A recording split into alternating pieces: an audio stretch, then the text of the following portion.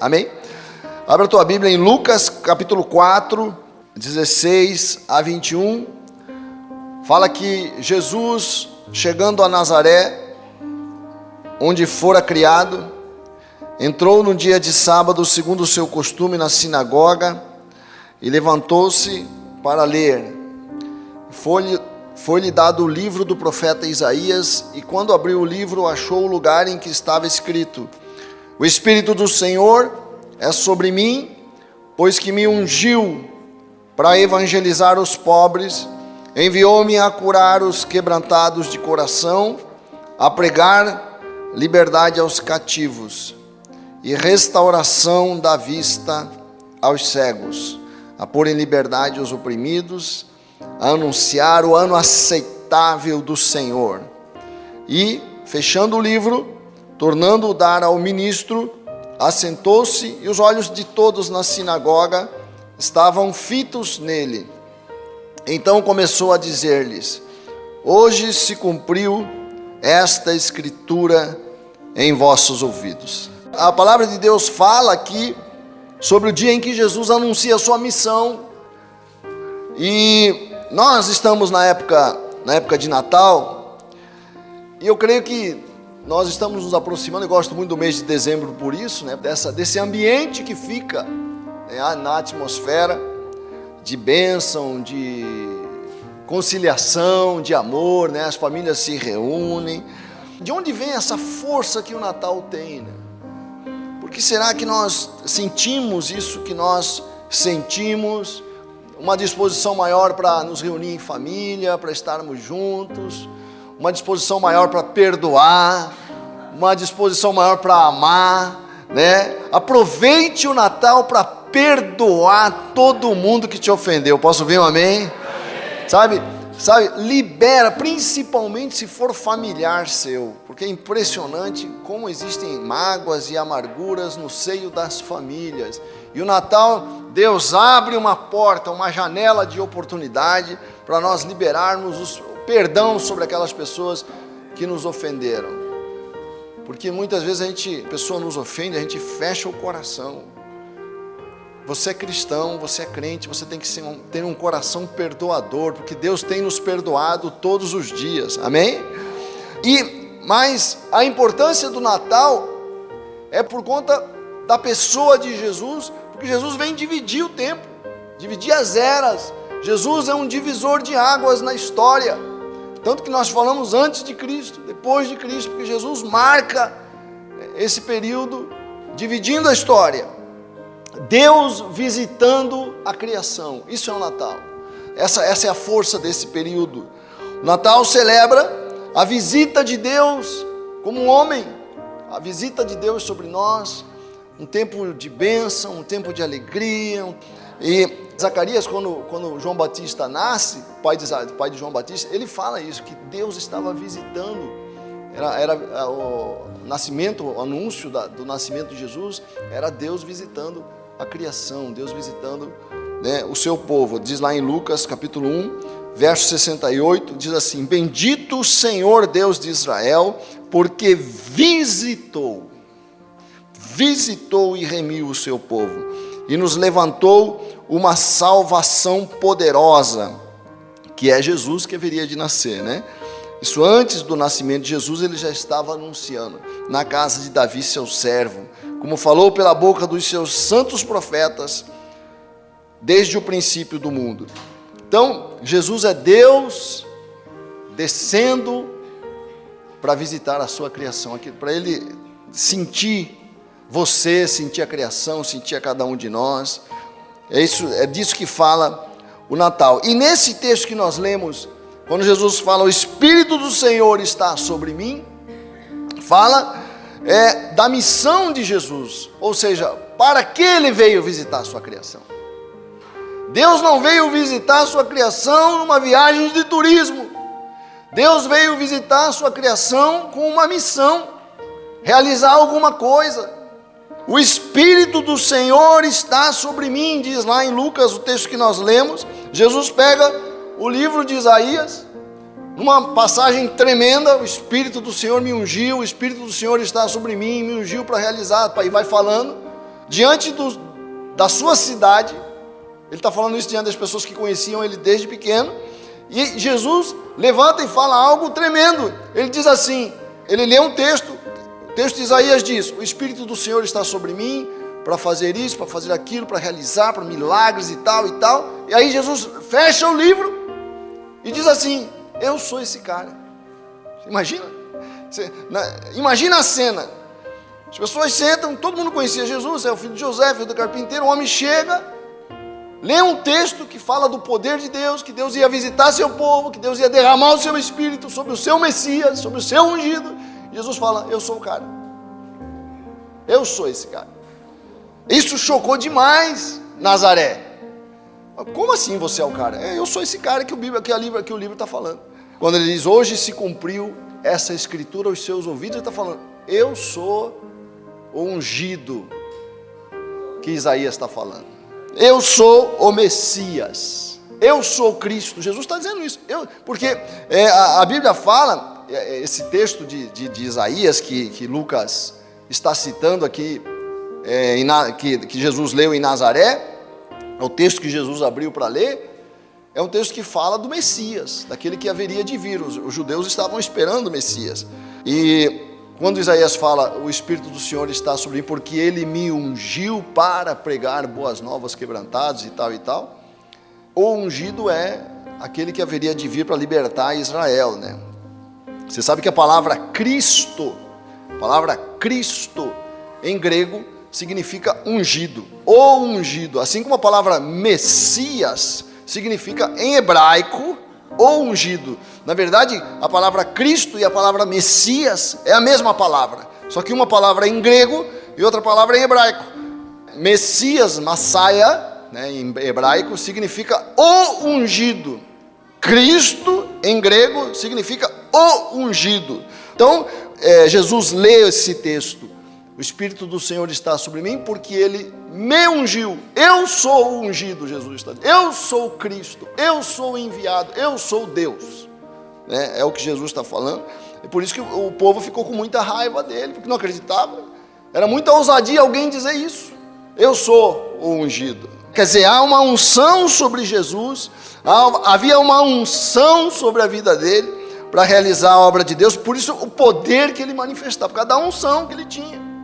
A unção é a capacidade que Deus derrama na vida de uma pessoa. Deixa eu repetir: a unção é um poder, a capacidade, a capacitação de Deus sobre a vida de uma pessoa para realizar alguma coisa. É por isso que quando Davi ia se tornar rei, antes dele se tornar rei, bem antes, ele é ungido. Porque quando Deus derrama a unção, Deus está derramando um poder espiritual, Deus está autorizando aquela pessoa diante dos poderes dos céus e das trevas. O diabo tem que respeitar a unção, os anjos têm que respeitar a unção, e os homens haverão de respeitar a unção, porque é a autorização de Deus sobre a vida da pessoa. Então Jesus diz: eu sou ungido. Ungido para quê? Para realizar essa missão que ele disse aqui.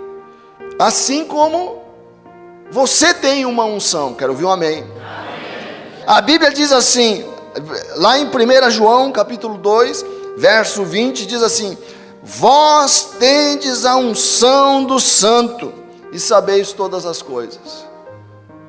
Quem crê que tem a unção aqui, diga amém. Amém. Você crê que a unção de Deus está sobre a sua vida? É o que a Bíblia diz. Nós temos a unção do Santo. O que é unção? É a capacitação que Deus derrama sobre a vida de cada pessoa, para essa pessoa concluir sua jornada, guardar a fé, combater o bom combate e completar a sua carreira.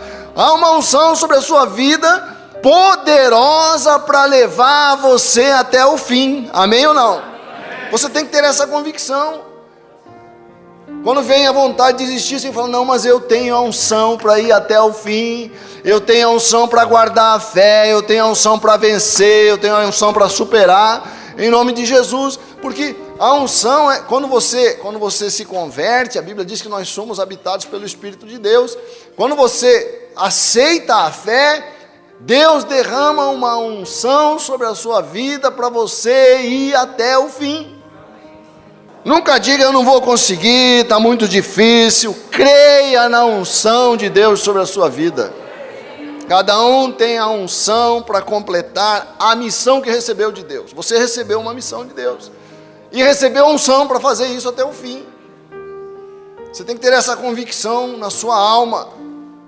E Jesus, diz aqui o texto que nós lemos, tinha uma unção para a sua missão e agiu dentro dessa unção, não saiu dela. Porque na medida que você vai servindo a Deus, na medida que você vai se envolvendo com Deus, na medida que você vai dando a sua vida a Deus, a unção começa a crescer na sua vida. Você começa a ter mais segurança, a ter mais satisfação, a ter mais alegria, a entrar com mais facilidade na presença de Deus.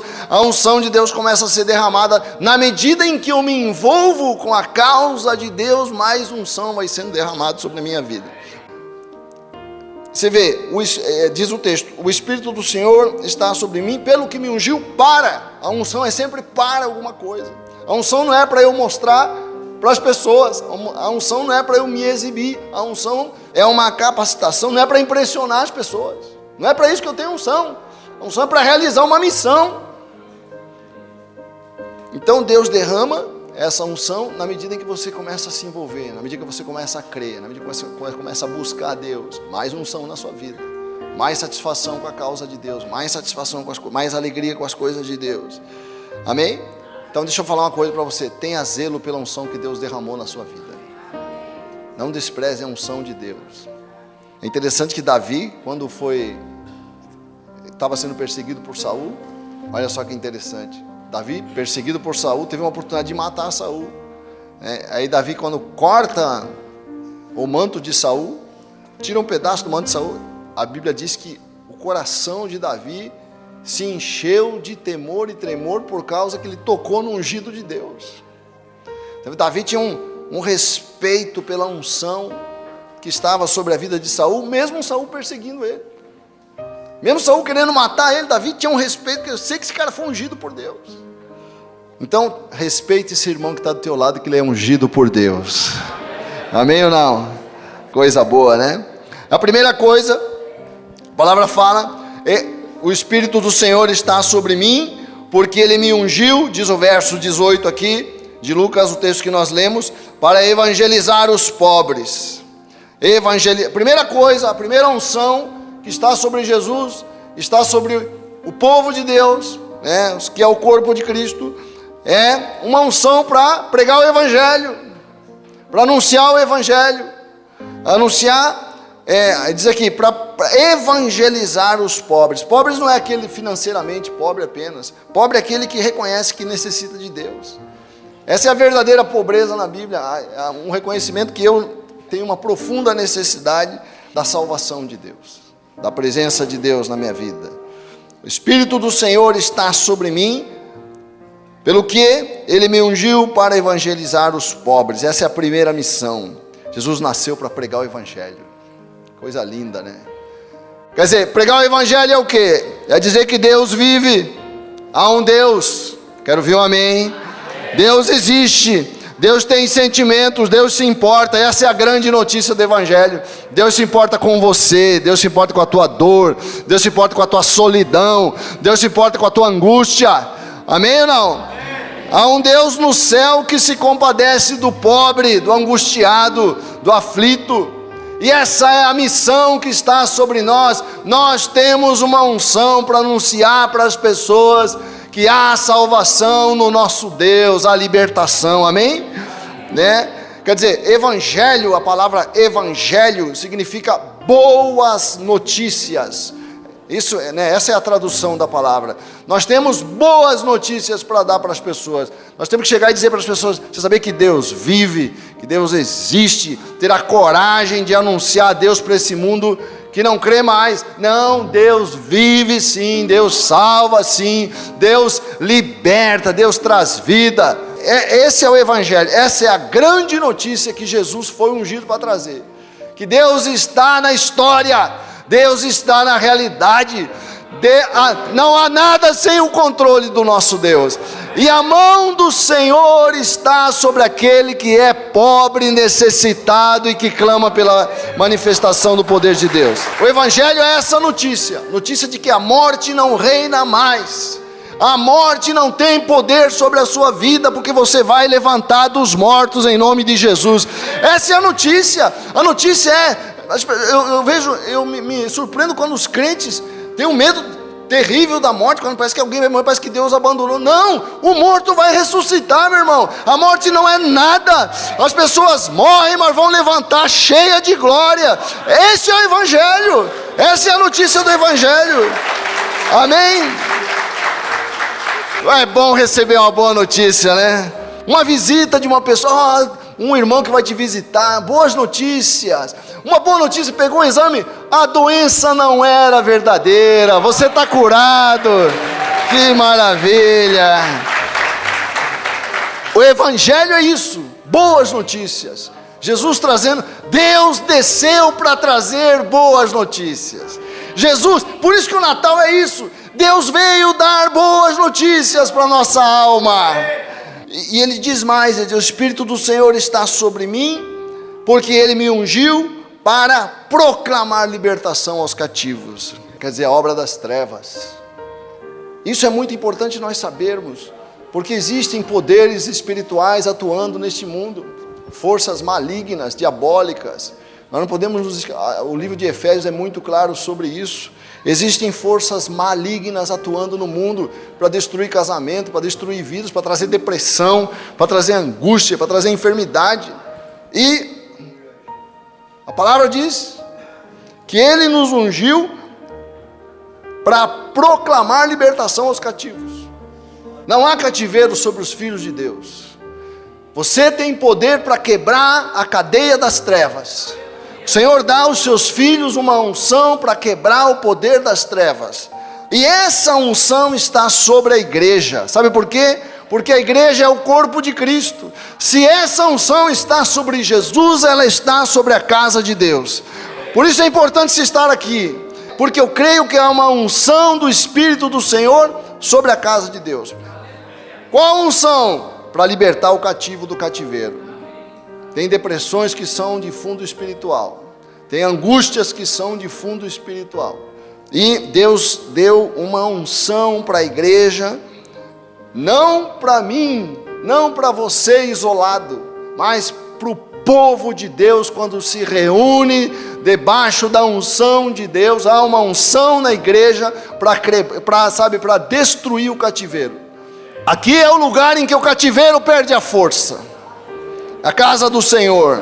Aqui é o lugar da libertação. Aqui o diabo perde a força e não tem poder nenhum. Essa é a verdade.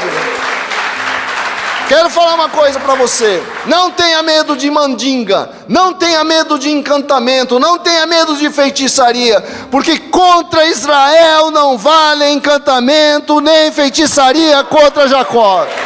Essa é a palavra do Senhor. Aqui, lá no Salmo 27, a palavra fala isso. Uma coisa pedirei ao Senhor, acho que é o verso 4, uma coisa pedirei ao Senhor, que eu possa habitar na sua casa, Ele me ocultará no seu pavilhão. Há uma segurança quando você está sob a cobertura da casa do Senhor. O Espírito do Senhor está sobre mim para restaurar a visão aos cegos. O que nos cega, sabe o que cega a gente? As trevas. Cegueira é sinônimo de trevas, e trevas é sinônimo de mentira. A cegueira na palavra de Deus está ligada à mentira.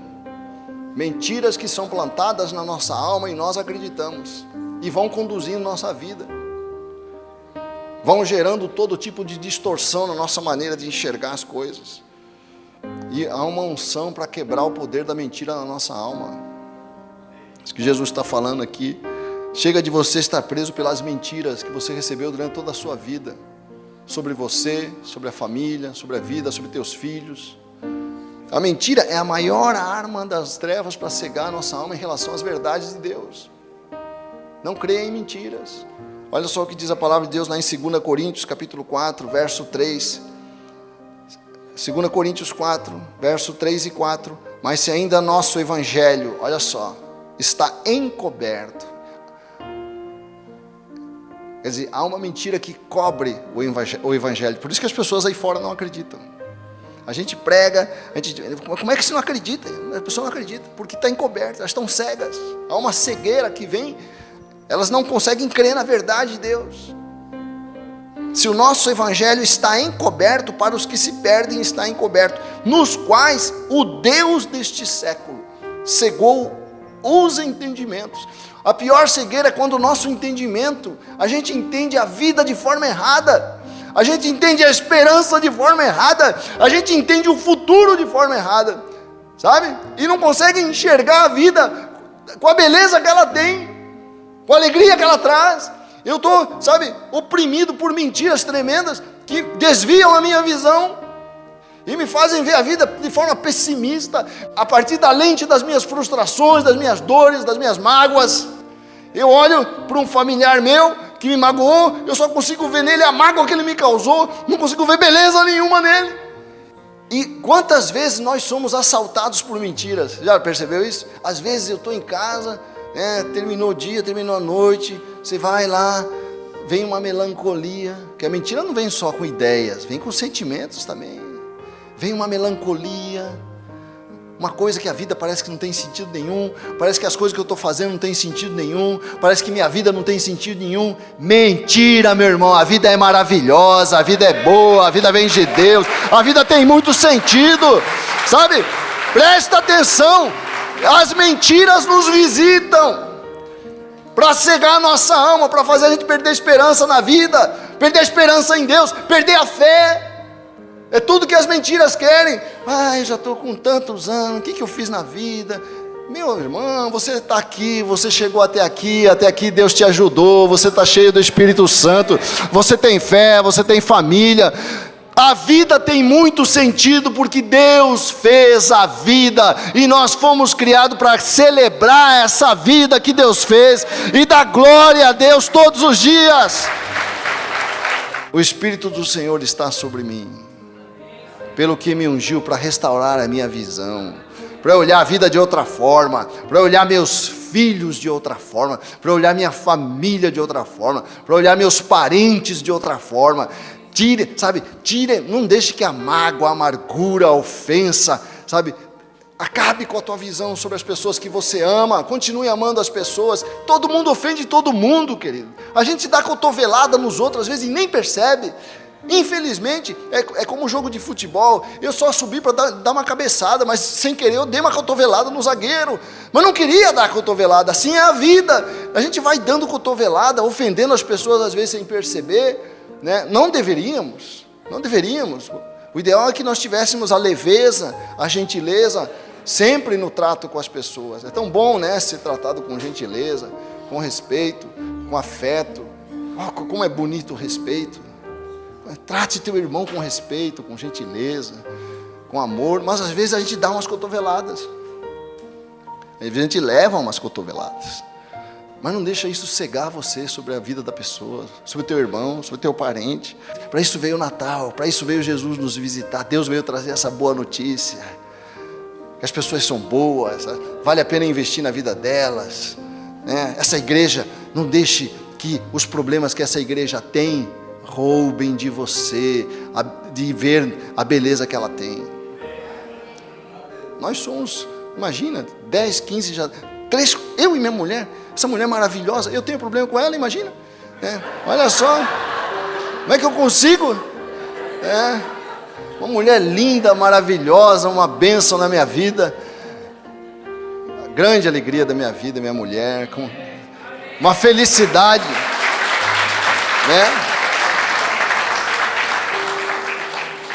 Mas a gente se pega às vezes. E se imagina uma igreja desse tamanho, irmão? Diga, há uma unção. Fala assim, tem uma unção. Para restaurar a nossa visão. Que a gente veja essa vida, né, para dar liberdade aos oprimidos de Jesus. Concluindo aqui, né, a palavra de Deus fala, o Espírito do Senhor está sobre mim, para pôr em liberdade os oprimidos. Quer dizer, o Evangelho é mais do que salvação. O Evangelho é para trazer liberdade para nós. Essa parte é muito importante. Jesus fala, né? O Espírito de Deus fala que o Espírito do Senhor está sobre mim, pelo que me ungiu para pôr em liberdade os oprimidos. O Evangelho é uma força para trazer liberdade para você. Posso ouvir um amém? Você que está preso. Nós somos livres, mas encontramos impedimento em toda parte, não é verdade? É uma timidez que a gente não sabe. É engraçado, né? Às vezes a gente é assaltado por um sentimento de inferioridade, às vezes em determinadas situações, sentimentos de medo, sentimentos de timidez, pânico. Tem pessoas que, né, saem na rua, sentem um pânico, não sabem de onde vem. Quer dizer, há uma opressão sobre a vida das pessoas, medos complexos. O Evangelho não é só religião, não é só acreditar em Deus para ter salvação na eternidade. Isso é maravilhoso, é a parte principal. Mas o problema é que hoje eu estou aqui apertado e angustiado com as minhas doenças e as minhas distorções, meus complexos. Não consigo ser livre, não consigo falar com liberdade, preso. E a grande notícia do Evangelho é que existe cura na casa de Deus. Existe uma cura. Existe uma forma de Deus vai nos curando aqui, à medida que nós vamos nos relacionando. Eu ouvia muitos dizer na igreja o seguinte: nós fomos feridos e adoecemos por causa dos relacionamentos que tivemos. Mas Deus quer nos curar com os relacionamentos que nós vamos ter a partir do momento em que conhecemos a Deus. Fomos adoecidos nos relacionamentos, seremos curados nos relacionamentos. Amém? Na casa do Senhor. Não fuja dos relacionamentos que você tem tido na casa do Senhor. Eu gosto muito de um texto que fala lá em Jeremias, vamos abrir Jeremias 8, que fala assim: passou a colheita, findou o verão e nós não estamos salvos. Estou quebrantado pela ferida da filha do meu povo. Ando de luto, o espanto se apoderou de mim. Agora presta atenção: porventura não há bálsamo em Gileade? Ou não há lá médico? Por que, pois, não se realizou a cura da filha do meu povo? A filha do povo é a igreja. E eu acredito que na casa de Deus tem um bálsamo, que é o bálsamo de Gileade, para curar as nossas almas das nossas inseguranças, dos nossos temores, dos nossos medos, para nos livrar da opressão, daquilo que nos oprime internamente, que é a pior de todas as opressões. Porque se eu estou livre, como diz Paulo, aqui escreve o algemado do Senhor, diz Paulo, mas a palavra do Senhor não está presa. Ele se sentia livre na cadeia, que a alma dele estava liberta. Mas quando eu estou preso por dentro, na casa de Deus tem um bálsamo, que é o bálsamo de Gileade.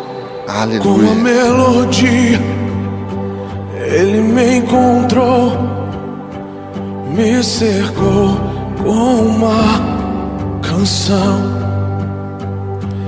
que me libertou dos meus inimigos, dos meus medos, me salvou. Eu não sou mais escravo do medo, sou filho de Deus. Eu não sou mais escravo do medo, sou filho de Deus.